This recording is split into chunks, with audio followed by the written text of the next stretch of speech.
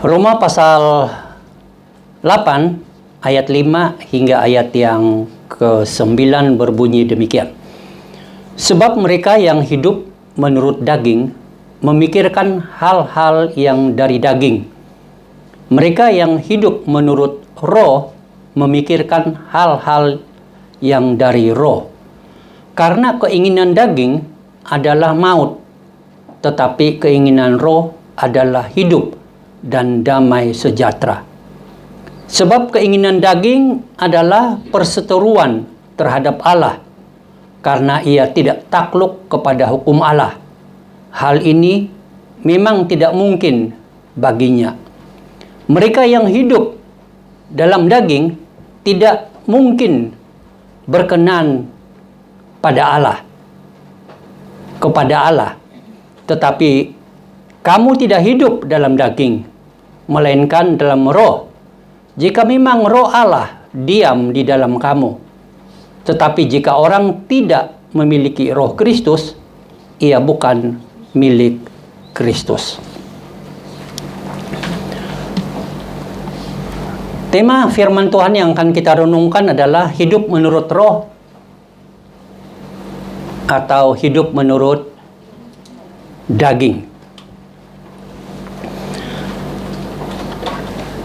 Bagian firman Tuhan ini mengajarkan kita dua hal, yaitu keinginan daging dan keinginan roh. Kedua keinginan ini ada di dalam diri kita. Karena kita adalah manusia yang berdosa. Karena dosa, maka hidup kita diatur, didorong, dimotivasi oleh keinginan daging. Suka atau tidak suka, keinginan daging itu lebih suka dan menikmati hal-hal yang bersifat dosa. Apapun bentuknya, bagaimanapun caranya, baginya itu adalah suatu kenikmatan. Walaupun mungkin di hatinya ada titik tertentu rasa bersalah. Tetapi rasa bersalah itu bisa dibiarkan. Dan kemudian dengan selalunya melakukan dosa yang sama, rasa bersalahnya mati. Sehingga kehidupan berdosa adalah suatu kenikmatan.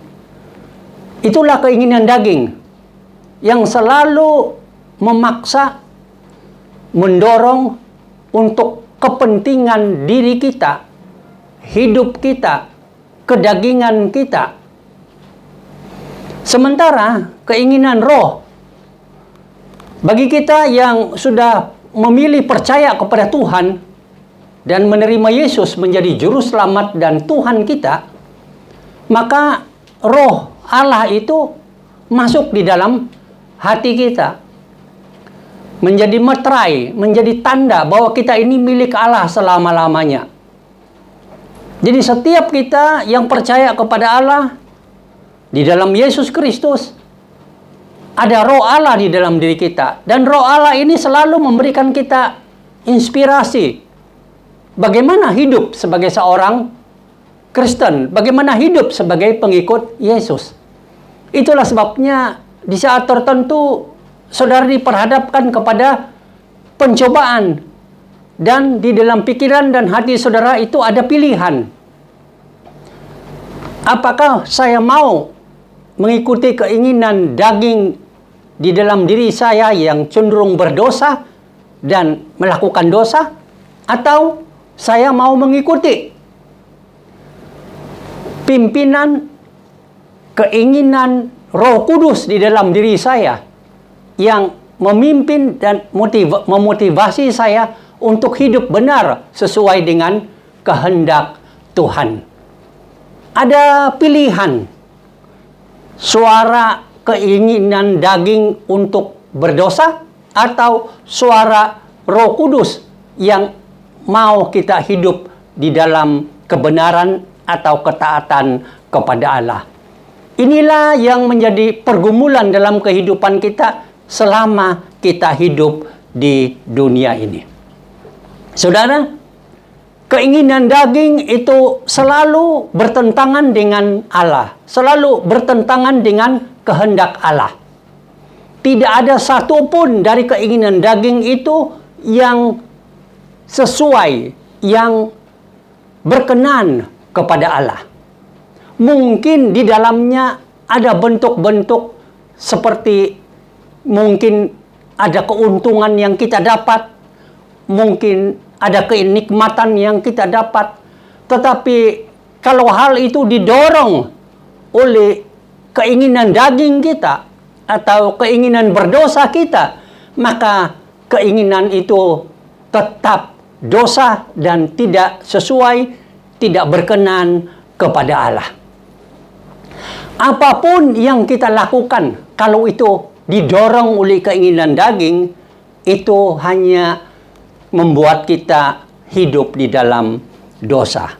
Keinginan daging ini selalu membuat kita, memaksa kita melakukan sesuatu yang dosa dan akibatnya kita tidak bahagia. Tidak ada orang yang setelah berbuat dosa dan dia bahagia, kecuali setan. Atau dia sudah menyerupai setan, atau setan dan dia sudah bersatu atau bersekutu dengan setan. Karena hanya setan yang tertawa di dalam berbuat dosa. Dan kalau saudara tertawa di dalam berbuat dosa, dengan segala kenikmatannya, mungkin saudara sudah bersekutu dengan setan. Jadi pandanglah wajahmu baik-baik di cermin, di kacamata. Apakah engkau masih menemukan wajahmu yang asli, atau engkau menemukan wajahmu yang sudah tidak asli lagi? Itulah keinginan daging di dalam diri kita. Oh, mungkin ada kenikmatan, tetapi jauh di dalam hati tidak ada kebahagiaan, tidak ada sukacita. Yang ada adalah kehancuran demi kehancuran. Bahkan kerohanian kita akhirnya yang tadinya tumbuh subur karena kita mulai mengenal Tuhan, kita mulai mencari Tuhan, kita mulai mau hidup sesuai dengan ajaran-ajaran Tuhan. Karena keinginan daging menguasai dan kita cenderung mengikutinya, maka pengetahuan rohani kita, pertumbuhan rohani kita semakin hari dia menjadi mundur atau tidak bisa bertumbuh, tidak subur. Itulah sebabnya ada orang yang mungkin sudah bertahun-tahun menjadi orang Kristen. Puji Tuhan, karena dia masih pergi ke gereja, dia masih mengatakan aku orang Kristen, tetapi pertumbuhan rohaninya adalah sangat kecil sekali. Banyak hal yang dia tidak tahu tentang hal-hal rohani, bahkan banyak hal rohani yang dia tidak bisa menikmati. Bahkan doa saja dia sulit untuk menikmati. Berserah kepada Tuhan saja selalu lupa. Syukur ada teman yang mengingatkan atau media sosial yang mengingatkan, tetaplah berdoa walaupun dalam keadaan susah. Mungkin itu situasi saudara langsung kaget, iya ya saya mau bersekutu dengan Tuhan.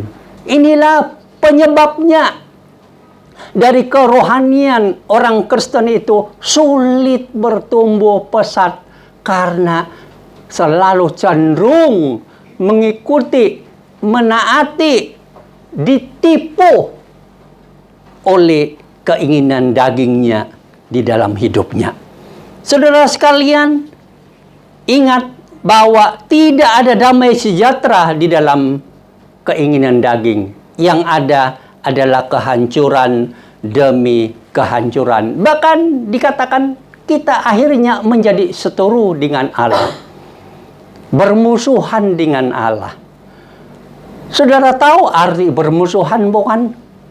Saudara punya sahabat baik, entah apa sejarahnya, kapan mulainya, awalnya begitu indah kalian bersama-sama, kadang berganding tangan, berganding minuman, berganding makanan. Betul-betul sahabat baik, tetapi terjadi satu peristiwa dahsyat sehingga kebencian meluap-luap dari hati kalian berdua. Saat ada masalah, ada permusuhan yang meluap-luap, saudara sudah tidak bisa memandang wajahnya. Segala hubungan saudara akan putuskan secepat yang bisa, dan tidak akan ada kesempatan saudara berjalan di sekitar building tempat dia tinggal atau bekerja. Bagi saudara, di tempat lain itu jauh lebih indah. Duduk sendiri menikmati makanan itu jauh lebih indah daripada mengingat dan memandang temanku yang betul-betul menjadi musuhku. Itu ada satu pertentangan, ada satu permusuhan. Karena mungkin temanmu itu punya keinginan dan cara yang lain yang merusak apa yang ada di pikiran dan hati saudara. Begitulah kalau kita hidup dan dikuasai dan cenderung mengikuti keinginan daging, maka kita tidak akan mau mengikuti keinginan Allah. Jadi kita ada terjadi permusuhan. Mungkin tidak kelihatan musuh benar-benaran, karena dari satu sisi saudara juga takut memandang langit dan berkata jahat kepada Tuhan. Jangan-jangan satu kali saya berkata, langit akan jatuh, bintang akan jatuh, saya akan mati, atau saya dibiarkan tergelincir dan hilang. Ada satu ketakutan. Tetapi di sisi yang lain mungkin sudah berkata, enggak apa-apa, selama ini aku menghujat aja, tenang-tenang saja itu langit, tidak ada apa yang terjadi, Tuhan kok tidak bisa buat apa-apa. Maka saudara cenderung mengikuti, menaati keinginan daging, walaupun saudara akhirnya bermusuhan dengan Allah dalam pengertian tidak menaati keinginannya. Saudara sekalian, hidup yang seharusnya kita miliki jangan dikuasai oleh keinginan daging. Kita harus dikuasai oleh keinginan roh. Karena saat kita percaya kepada Yesus, kita diciptakan baru, dilahir baru kata firman Tuhan, dan diberikan roh Allah di dalam hati kita. Sehingga roh Allah itulah yang memimpin kita. Dan marilah kita dengar-dengaran, peka kepada suara bimbingan roh Allah di dalam hati kita, supaya kita dibimbing ke jalan yang benar, ke jalan yang dapat memuliakan Tuhan. Saudara sekalian, kadang suasana rohani ini adalah yang terindah. Karena kita sudah menjadi orang Kristen, entah apapun alasannya, ada juga masalah di mana yang mendorong kita menjadi orang Kristen, yang mendorong kita beragama, yang mendorong kita mengikuti kegiatan-kegiatan rohani, yang mendorong kita bergereja, bukanlah dorongan daripada Roh Kudus. Tapi bisa juga kalau kita tidak hati-hati, ia hanya merupakan dorongan dari keinginan daging. Sebagai contoh, kenapa saudara mau percaya kepada Tuhan? Karena saudara mau mencari keuntungan. Kalau saya percaya kepada Tuhan, Tuhan bilang akan diberkati berlipat ganda. Walaupun aku kasih 10, Tuhan akan balas dengan 100. Jadi hatinya percaya kepada Tuhan atau mau mengikut Tuhan hanya mau melihat yang 100. Itu artinya apa kalau begitu?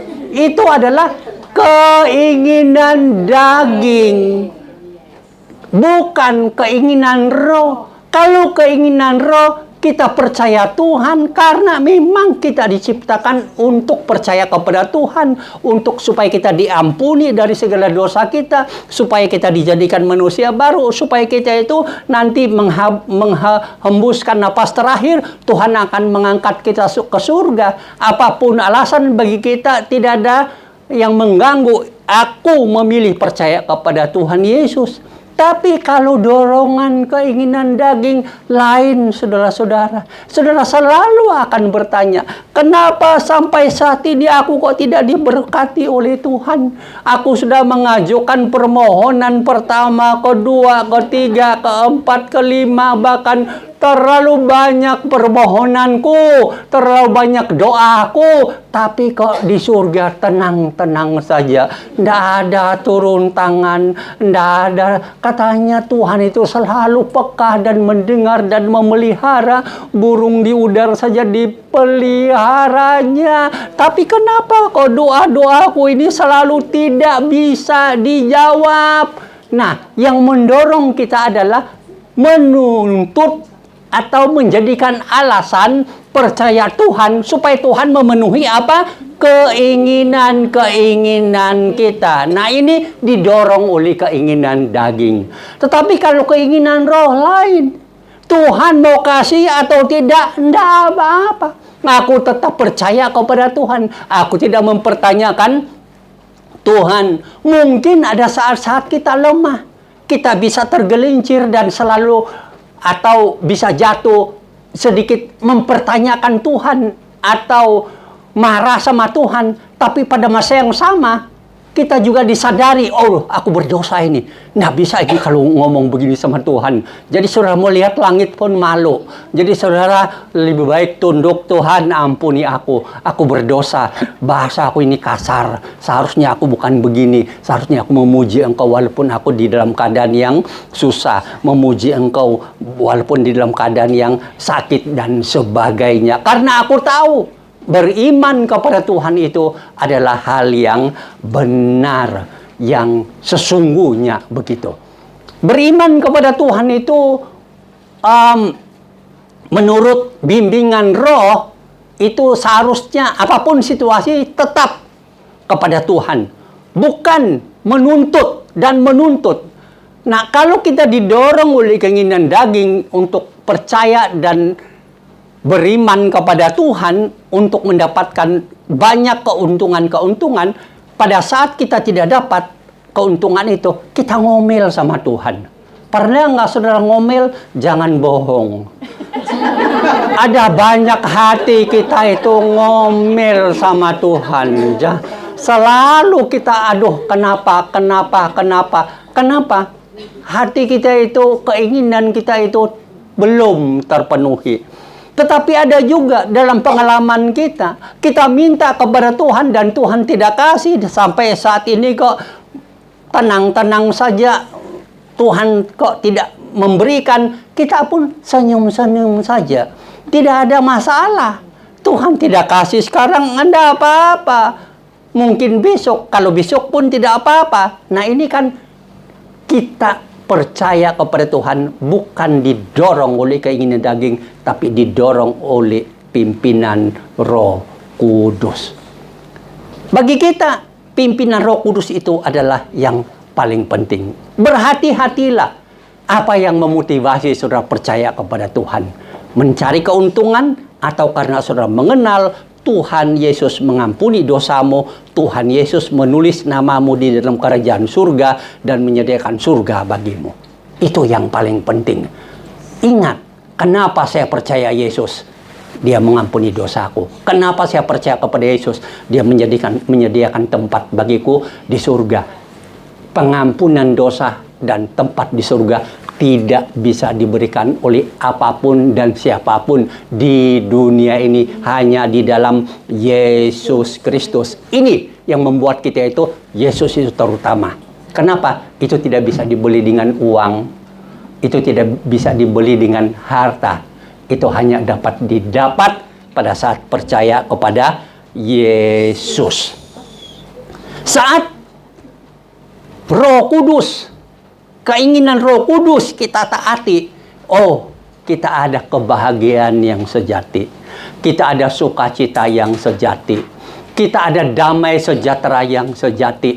Apapun pergumulan kita tenang-tenang saja. Karena kita tahu Tuhan beserta dengan kita. Kita tahu Tuhan membela kita. Kita tahu bahwa di ujung jalan nanti tersedia berkat yang Tuhan sudah janjikan akan Dia genapi pada saatnya. Mengikuti dan menaati keinginan Roh Kudus itu adalah sesuatu yang sangat penting. Suka atau tidak suka, inilah hidupmu. Inilah jalanmu. Inilah pilihanmu. Sesulit apapun engkau harus mengatakan, bagiku adalah untuk taat kepada pimpinan Roh Kudus, mengikut Tuhan, menaati Tuhan. Yang lain aku tidak peduli. Kalaupun aku dipermasalahkan orang, aku tidak peduli. Yang penting bagiku adalah aku tidak dipermasalahkan dalam hubunganku dengan Tuhan. Itu. Tuhan melihat aku sebagai anaknya yang taat, yang mendengarkan suaranya. Itulah. Jadi di dalam kehidupan kita, mari kita selalu bertanya, siapakah yang memimpin hidupku? Keinginan dagingku yang berbau dosa, atau keinginan Roh Allah, Roh Kudus di dalam hatiku yang sungguh mau menaati dan mengikuti perintah-perintah Tuhan. Tiap hari, tiap saat, mari kita tanya kepada diri kita sendiri. Saat ini, ajukanlah pertanyaan itu di dalam hatimu. Siapa yang memimpin hidupmu? Dan pilihlah satu kekuatan yang baru untuk menaati pimpinan Roh Kudus. Jangan berkata, nanti dululah. Kalau baik-baik ya oke, kalau tidak ya enggak apa-apa, nanti dululah.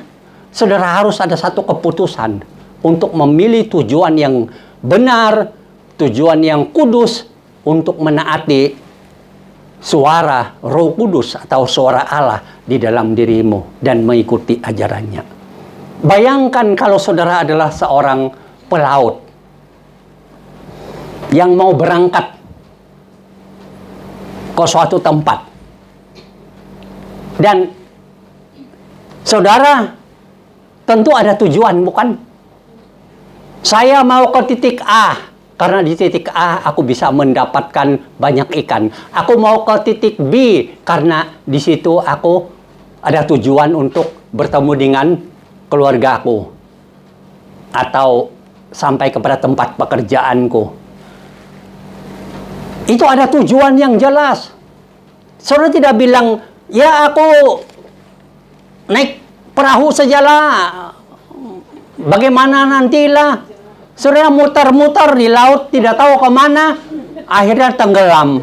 Begitu saudara tenggelam, bertemu dengan Tuhan, nah kira-kira bagaimana rasanya? Nah itu namanya, tapi kalau saudara itu ada tujuan, mantap itu. Ikuti jalan itu dengan baik. Dan segala aturannya pasti sampai di tempat titik yang menjadi tujuanmu. Begitulah hidup kita. Kalau kita tidak tahu mau pilih yang mana, akhirnya kita sulit dan hancur-hancuran di dunia ini. Tapi kita tahu memilih, aku mau menaati suara Roh Allah, Roh Kudus di dalam kehidupanku. Apapun yang Tuhan ajarkan, yang Tuhan ingatkan, yang Tuhan beritahu, aku mau taati. Nah, itu akan menuntunmu langkah demi langkah demi langkah untuk mencapai kehidupan yang diberkati oleh Tuhan, baik di dunia ini maupun di surga kelak.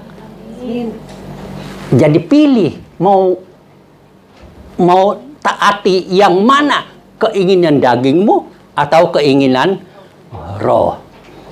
Saudara sekalian, hidup ini tidak mudah, tapi Roh Kudus akan menolong kita saat kita peka dan menaatinya. Amin.